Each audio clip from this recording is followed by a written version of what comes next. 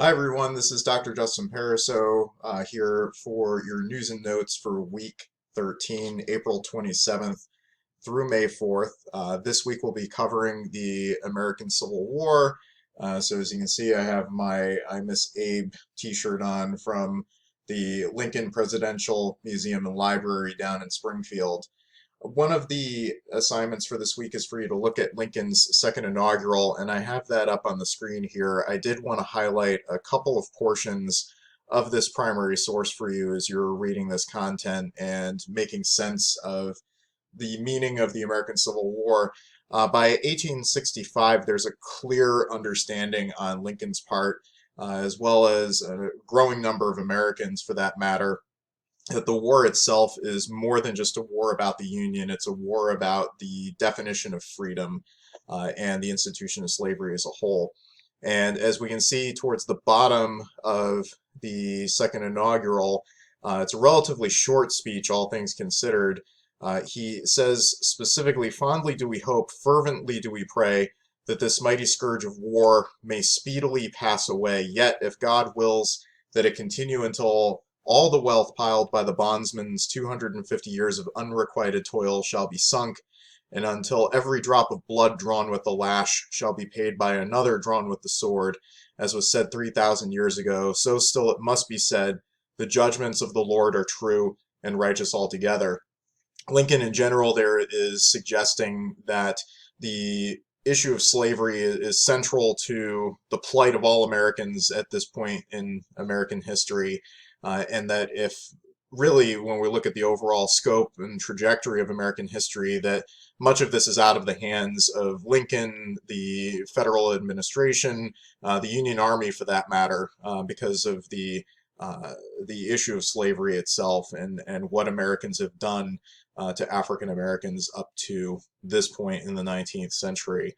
So there's an acknowledgement here of the centrality of slavery to the meaning of the war and the ongoing struggle and ongoing number of deaths that are happening as a consequence of this great conflict.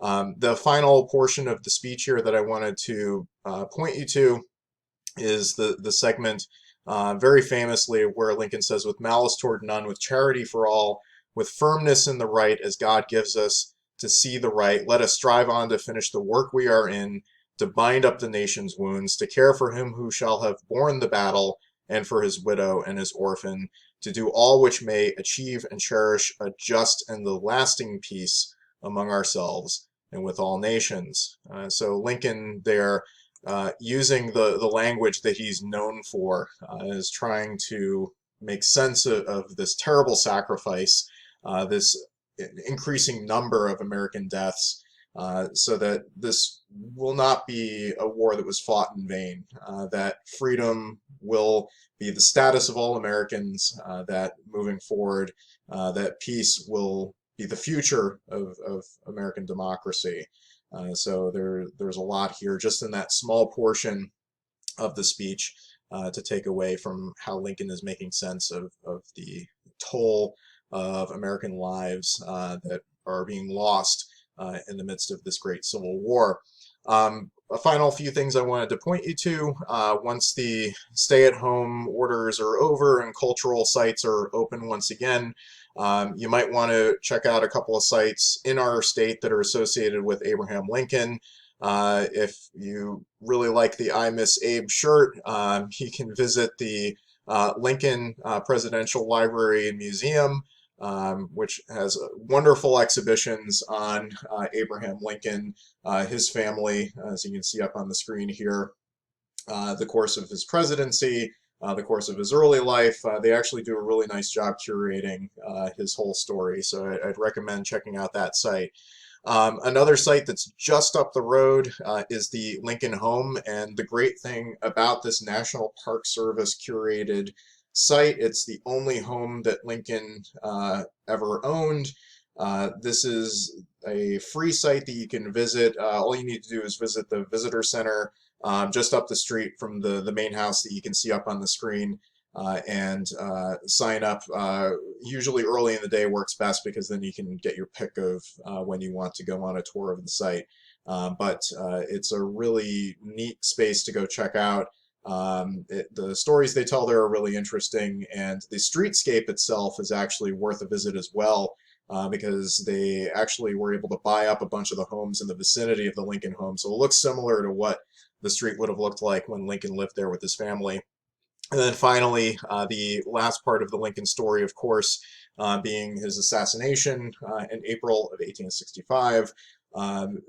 Just outside of town in Springfield, you can visit the cemetery where Lincoln was laid to rest. And the Lincoln tomb is there, and you're able to visit that as well if you're in Springfield. Springfield's about 3 hours directly south and west of us. It's really easy to get to. It's accessible enough that you can do it in a day trip, but definitely recommend checking it out if you have a chance. As week 13 is winding down, just a couple of things to note. Discussion 1 this week is shifted a bit. You do not have to do 2 posts. You only need to do 1 post, so make sure that you submit that. And quiz 4 needs to be completed as well. So those are the main assessments for this week. So I hope you learn a lot about the American Civil War, about Lincoln's role in all of that. If you have any questions or concerns, reach out via email, or you can always submit a post to the Ask the Professor forum.